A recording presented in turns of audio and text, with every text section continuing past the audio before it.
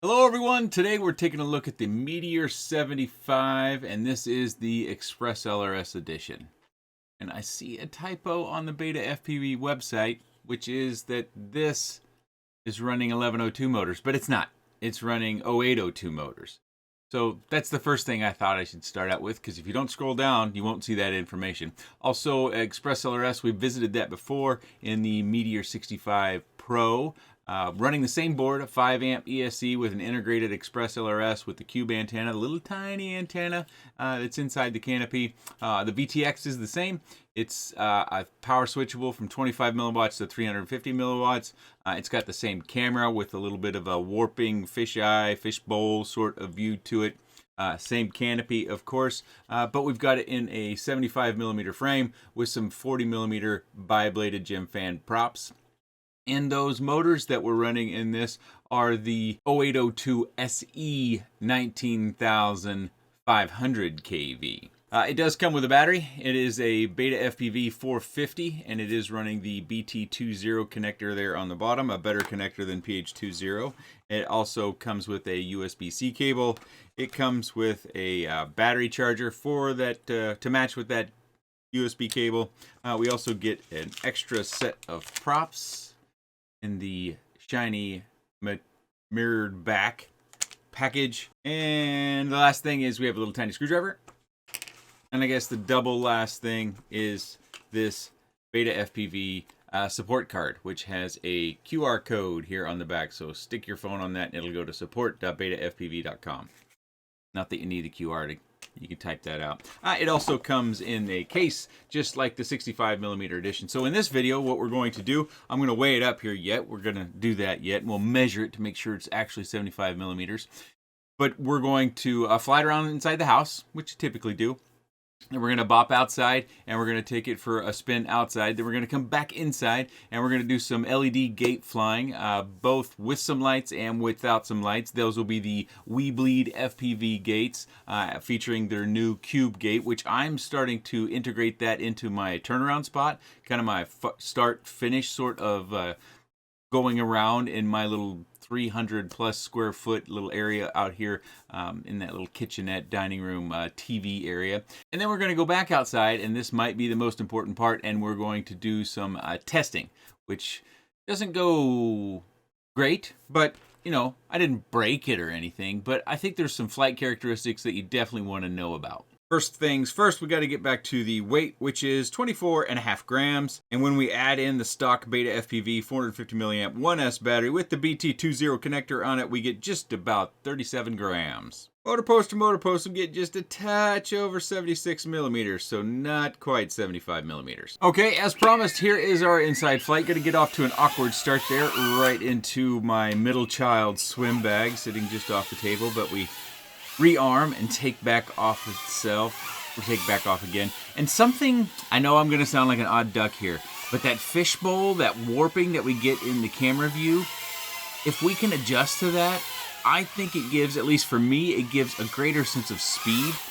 So it makes you feel like you're going faster than you really are, which I kind of enjoy. But, you know, that's, I can tell a big difference when I go to a different camera and I come back to flying this. It takes me some packs to get adjusted to it. Of course, I've got the Meteor65 Pro that I flew, and we saw a review on that last week.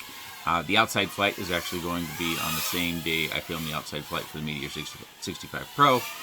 But this one, you know, I was a little bit surprised as far as a racing style, kind of whizzing around. This one definitely flies better than the 65 Pro. But when it comes to doing those aerobatic maneuvers outside, while it's kind of capable as long as it's not a big aerobatic maneuver, when we specifically get into the dives, that's where the issue is. So I might not have a need necessarily to go back out to that last or fourth segment to the flight footage to show you that, because I've found a flight that has a little bit of that flight deficiency in the full outside flight that I think I can show, and that will demonstrate it for us. But inside, you know, whizzing around doing your flights, and inside you're going to do more muted, you know, maneuvers, unless you are flying inside in like a large building, you know, with a church or a theater or something like that, to where you actually have some height you can get to where you can do different maneuvers. But as far as flat flying, I prefer 75 millimeter. So in flat flying racing style, which is kind of what I really enjoy the most, I would go with the 75 millimeter. But in this overall scope of these two quads, of the ExpressLRS quads that we have here from Beta FPV, I think overall more people will be happier with the 65 millimeter edition with those 35 millimeter props. It's a nice balance, and it also does some of those larger aerobatic maneuvers better than the 75 millimeter does. And I was surprised they went with an 0802 motor. It kind of seems like from their website maybe they were thinking about going with an 1102 motor itself. I should mention that the flight audio that you're hearing, I guess that's kind of my pilot camera, that is not coming from the quad or from my goggles. That is a secondary camera that I blend into the recording so you get a good idea of how it sounds. I do that for just about all my flights that are drone or quad review flights.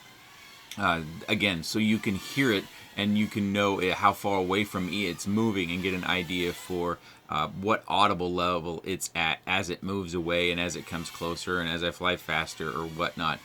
So that is not something that you get stock. It's something that I add in after the fact to enhance the video and the diagnostics for whether this is a quad that's for you or not. This flight is going to go for about 4 minutes, so pretty good long flight times for running around pretty quickly. And you know, again, flat flying, I like this one. I just think more people will be happier with the 65 millimeter when you start to do those other bigger maneuvers, specifically dives or maybe longer sorts of power loops, things of that nature. Because when you get the nose down and you start to increase your velocity, that's where we end up with some yaw washout, which could be tuned out potentially. We need to get that into a master tuner's hands and see if they could knock it out. I do not change the PID tunes for reviews. I want to show them as they come out of the box. If something's so dramatically wrong, like a bad prop choice or something, I may change that. But we've wrapped up the flight there. You can see 3 minutes and 55 seconds that our battery is starting to recover, and it's come up above 3.5 volts, which is where I like to end my flights. If you notice before we armed, it said in the top right hand corner, race band 8, 25 milliwatts. So that's what you see, the R, 8, and 25. And then when I arm it, the 25 changed to 350. That's just a beta flight setting. It's not a terrible setting to have by any stretch. I don't suggest changing it.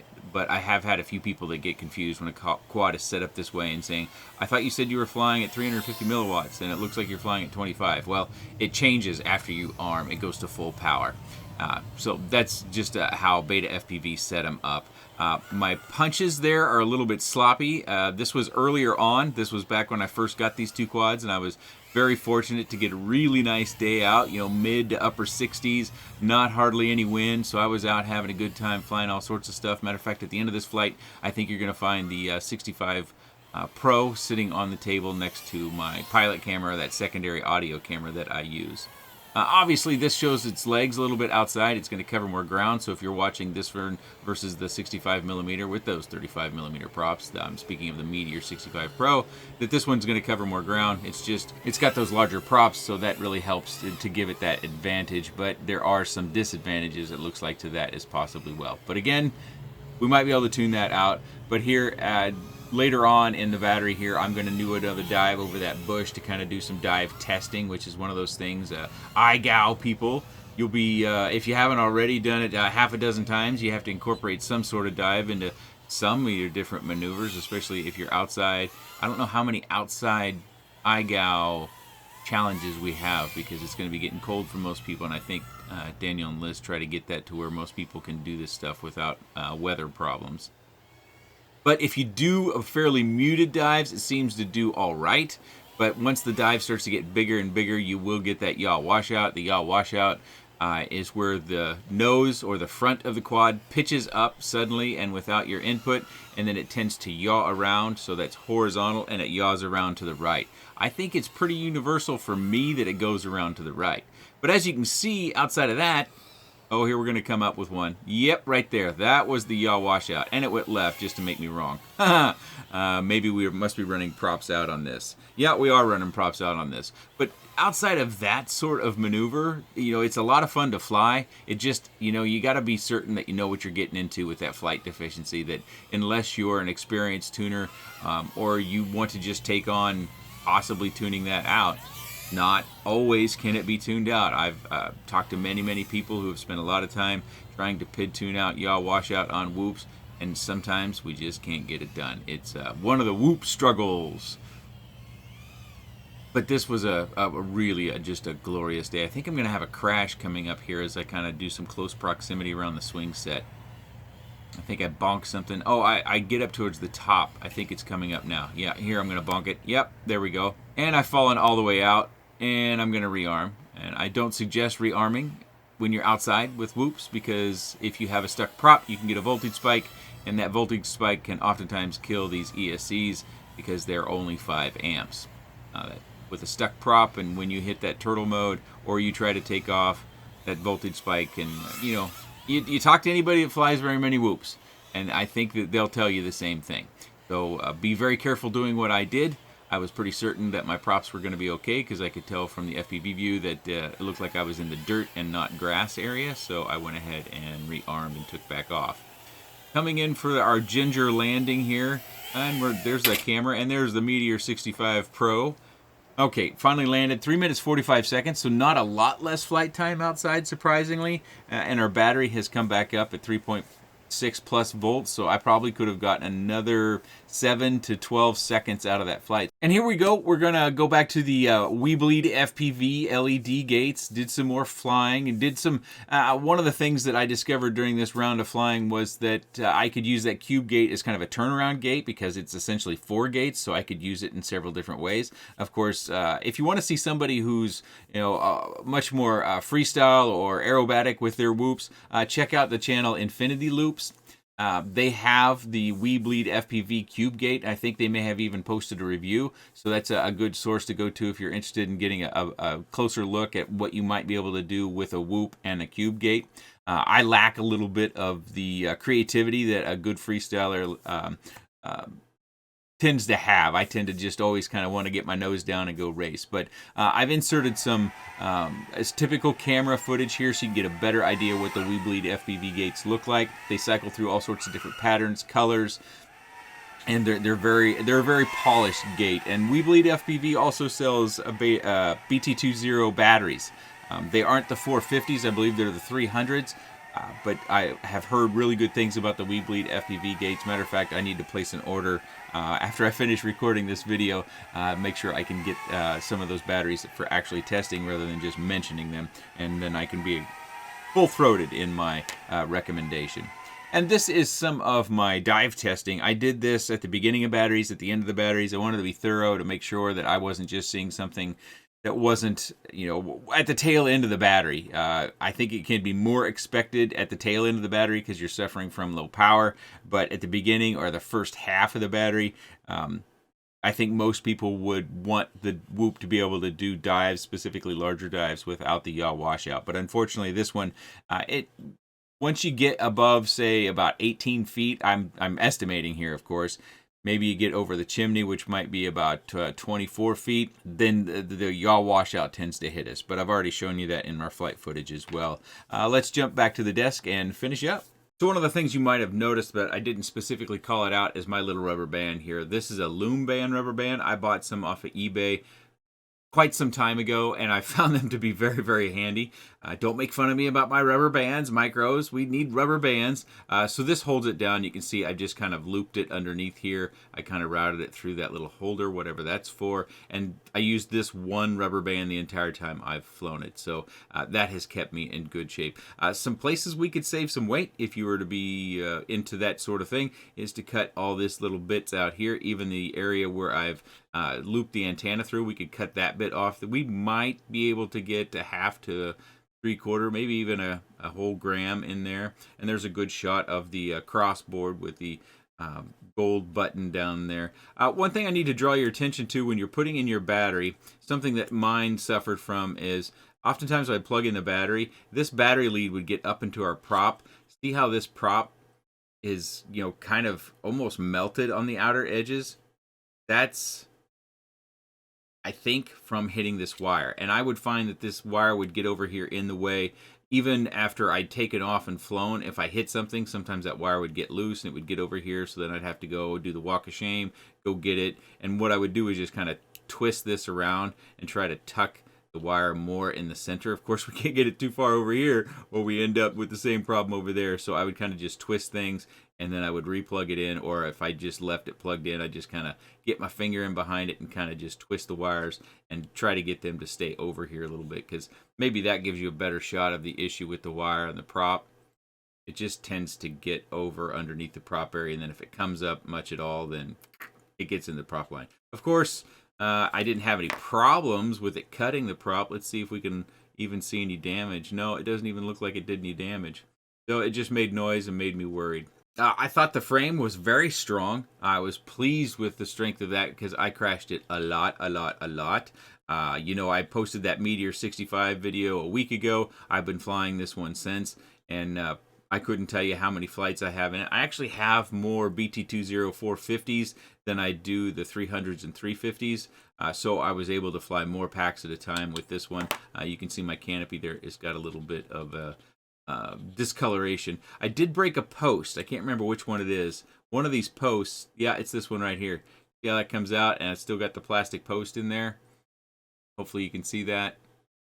See that blue? That's part of the frame. It came out. It broke. So that can be repaired. I would typically glue that back down with some welder. Something else that we can do is get longer screws where we go through the bottom section here or go into the bottom section. That's my preference for durability, but if you're going for light and fast, then you probably want to use shorter screws.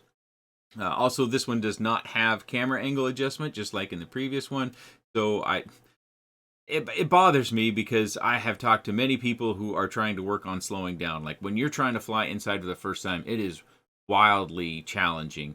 The throttle control that's necessary, the inputs, everything just seems like it attacks you when you're starting out flying inside it.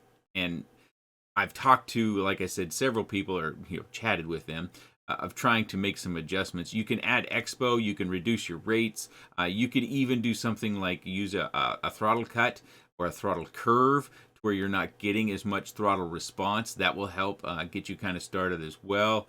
The simulators, they just, as close as they might be, they're different enough to where it just doesn't quite cut the mustard when jumping from a simulator to real life flying when it comes to flying inside a house.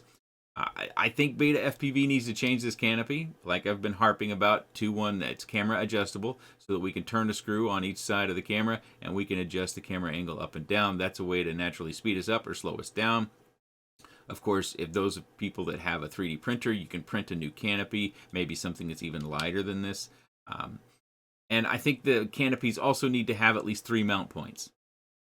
That's something that I'm finding more and more often. I bet I wouldn't have broken that post if there were a mount point up front, which it does have a spot for a screw, but because of the canopy design, there's no screw up here. You can see how it moves. So yeah, I think that's another improvement that we need to see across all Beta FPV canopies, is we need to see at least 3 mount points. And because they like that shape, we're not going to see it in the back, so let's get it in the front. Let's swoop this down a little bit, make a tab like that, and we get another mount point, and then give us a little frame inside here that grabs the camera, and we can screw it in from each side. Maybe even some fancy white head painted screws so it can match the color motif that Beta FPV likes. So I've already talked about the Beta FPV 65 Pro versus the Beta FPV Meteor 75. And, for flat flying, especially inside, this is what I prefer, but this one just dives better. You can do taller dives, and it doesn't yaw wash out as much.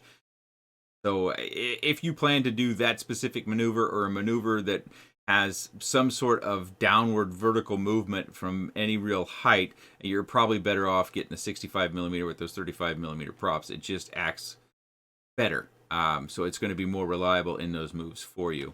So depending upon what you're doing, that kind of gives you one to go with as far as my opinion. Of course, there is a third ExpressLRS Whoop on the market, and it is the Beta FPV 6, or excuse me, it is the Mobula 6 ELRS edition. This one is, well, it's not one I can recommend. I apologize. I didn't officially finish up the review, and I was reminded by a Discord user. I apologize.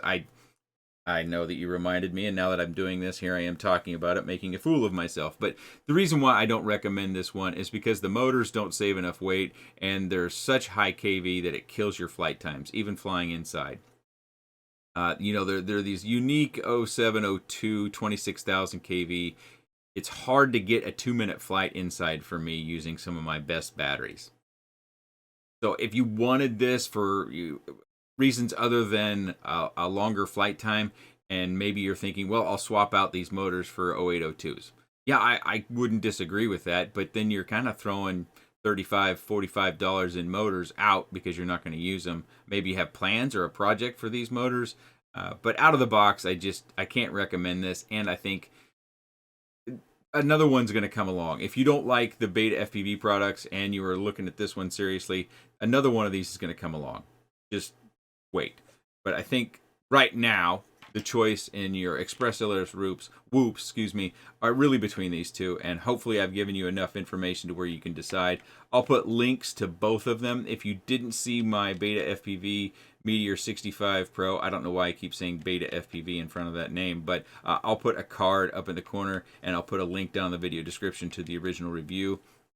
And then I'll have links to both of these products and the places that you can buy them. I think it's primarily Beta FPV's website, potentially Banggood. I think I saw one of these listed on Banggood, and then AliExpress. That's another site. I buy quite a bit from AliExpress. I'm finding the stuff I need, stuff that's hard to find.